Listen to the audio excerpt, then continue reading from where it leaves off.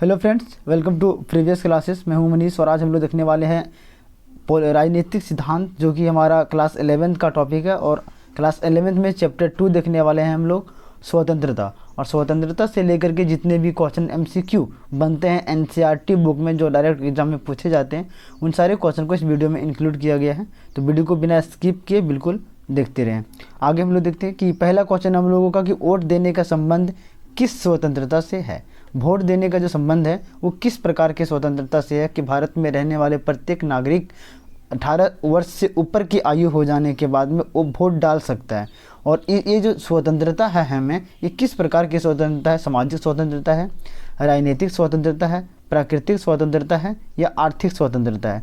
तो एक तरह से देखिए, राजनीतिक स्वतंत्रता है हमारा वोट डालना। वोट डालना हमारा जो है क्या, राजनीतिक स्वतंत्रता है। नेक्स्ट क्वेश्चन देखते हैं हम लोग कि निम्नलिखित में से किसने दक्षिण अफ्रीका में रंग भेद नीति का आजीवन विरोध किया?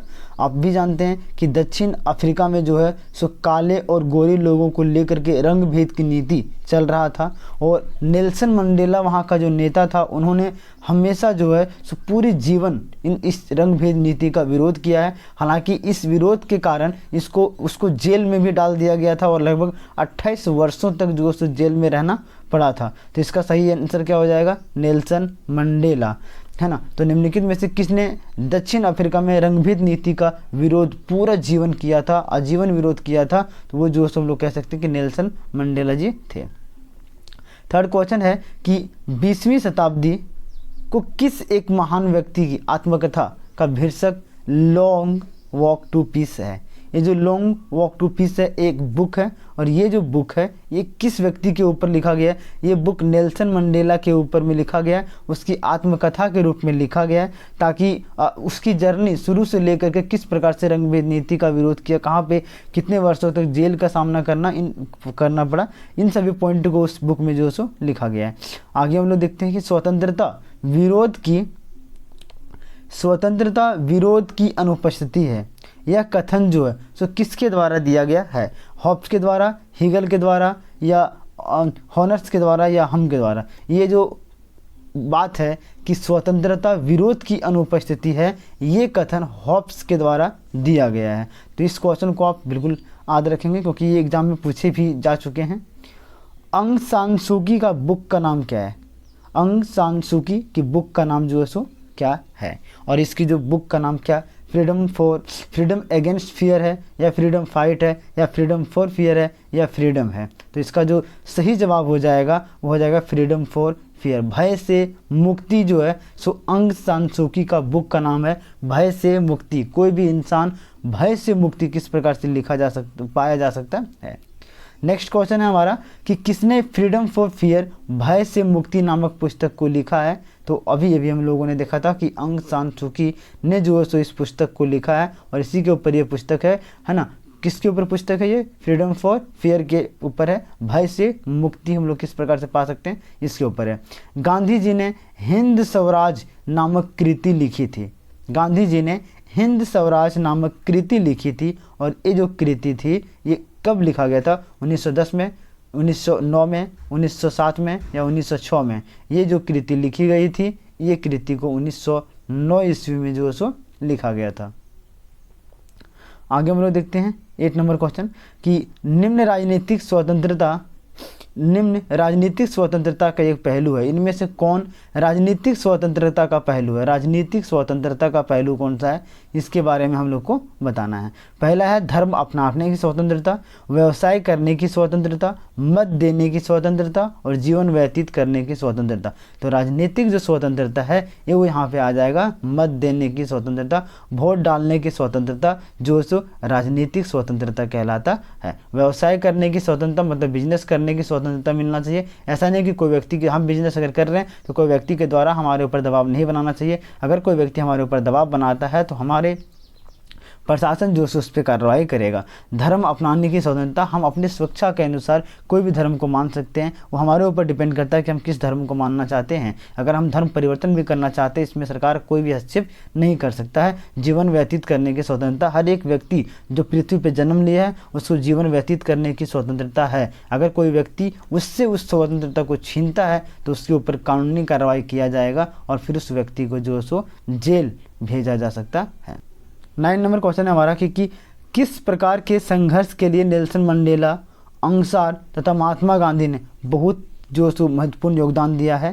तो ये जो महात्मा गांधी हो गया, नेल्सन मंडेला हो गया और अउंग सान हो गया, इन सभी ने जो योगदान दिया है जिन चीज़ों के लिए, वो एक्चुअल में स्वतंत्रता के संघर्ष के लिए था। गोरे काले लोगों का बीच में जब भेदभाव चलने लगा था तो वहाँ के जो अंग्रेज थे जिन्होंने दक्षिण अफ्रीका के ऊपर में जो है सो पूरी कब्जा करके रखा था, उससे स्वतंत्रता के संघर्ष में जो है सो इन सभी लोगों ने बहुत ज़्यादा बड़ा योगदान दिया है और वहाँ के लोगों को अंततः लास्ट में फिर अंग्रेज़ों से मुक्ति दिला भी दिया था। जहाँ तो इसका सही जो आंसर हो जाएगा वो क्या हो जाएगा, स्वतंत्रता के संघर्ष, इसका जो है सो राइट आंसर हो जाएगा। आगे देखते हैं हम लोग 10 नंबर क्वेश्चन कि जहाँ कानून है वहाँ स्वतंत्रता नहीं है, ये बात को किसके द्वारा कहा गया है। तो जहाँ कानून नहीं है जहाँ कानून है वहाँ स्वतंत्रता नहीं है, ये जो बातें हैं ये कहा गया है लॉक के द्वारा।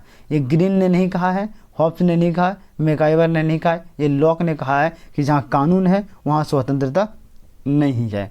कि निम्न में से स्वतंत्रता से संबंधित हानि सिद्धांतों के प्रतिपादक हैं। कौन है जो स्वतंत्रता से संबंधित हानि सिद्धांतों का प्रतिपादक करता है। तो इसका सही जवाब हो जाएगा John Stuart Mill. John Stuart जो थे वही जो है सो स्वतंत्रता से संबंधित हानि सिद्धांतों का प्रतिपादक किए थे और इन्होंने बताया था कि किस प्रकार से स्वतंत्रता हमारे लिए हानि है या तो स्वतंत्रता हमारे लिए जो है सो लाभदायक है। आगे हम लोग देखते हैं 12 नंबर क्वेश्चन कहता है कि मार्क्स ने कीड़ा समाज में व्यक्ति की पूर्ण मुक्ति की कल्पना की है।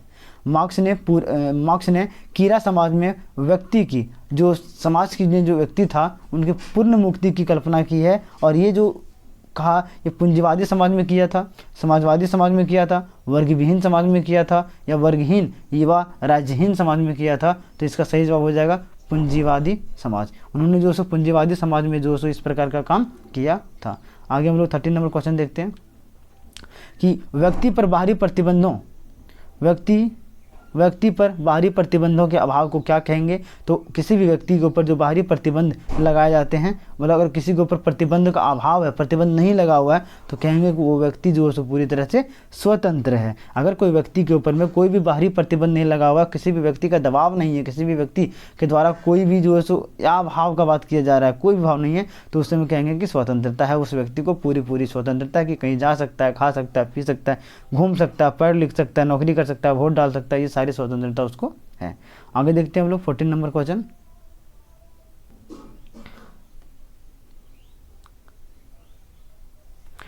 है हमारा कि नकारात्मक स्वतंत्रता का अर्थ क्या है। नकारात्मक स्वतंत्रता का अर्थ क्या होता है। तो नकारात्मक स्वतंत्रता का अर्थ अराजकतावाद होता है या बंधनों का अभाव होता है या लोगों के बीच भेदभाव होता है या स्वच्छता होता है। तो नकारात्मक स्वतंत्रता का जो अर्थ होता है वो होता है बंधनों का अभाव होना। क्या होता है, बंधनों का अभाव होना। आगे देखते हैं 15 नंबर क्वेश्चन है कि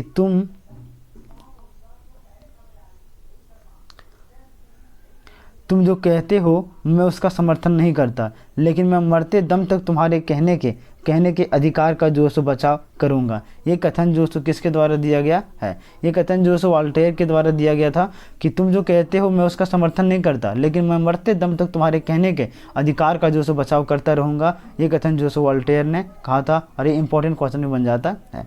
16 नंबर क्वेश्चन देखते हैं हम लोग। स्वतंत्रता एवं समानता को जो सो किसने पूरक माना है। तो स्वतंत्रता एवं समानता को जो है सो लास्की ने जो है सो क्या माना है, पूरा जो है सो पूरक माना है। स्वतंत्रता एवं समानता को किसने पूरक माना है। तो लास्की ने जो है सो पूरक माना है।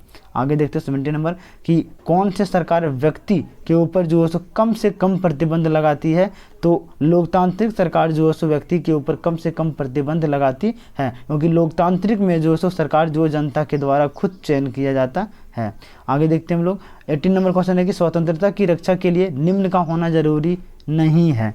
स्वतंत्रता की रक्षा करने के लिए किसका होना ज़रूरी नहीं है? तो धर्मनिरपेक्ष का होना कोई ज़रूरी नहीं है। कानून का शासन होना ज़रूरी है। स्वतंत्र न्यायालय होना वो ज़रूरी है। कार्यपालिका न्यायपालिका का पृथक्करण होना ज़रूरी है। लेकिन धर्मनिरपेक्ष ना हो तो कोई बड़ी बात नहीं है। तो स्वतंत्रता की रक्षा के लिए अगर पूछा जाए कि निम्न में से किसका होना ज़रूरी नहीं है, तो धर्मनिरपेक्ष का होना वो ज़रूरी नहीं है।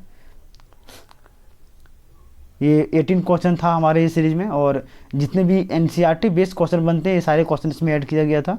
अगर आप इस चैनल पे नए हैं और चैनल को सब्सक्राइब नहीं किए हैं तो प्लीज़ सब्सक्राइब कर लें, ताकि इस वीडियो से रिलेटेड, इस चैप्टर से रिलेटेड और भी जो वीडियो, इस क्लास से रिलेटेड जो भी और वीडियो अपलोड किया जाए उसका नोटिफिकेशन सबसे पहले आप तक पहुँचे और आप इसका भरपूर आनंद ले सकें और बिल्कुल सही ढंग से पढ़ाई कर सकें।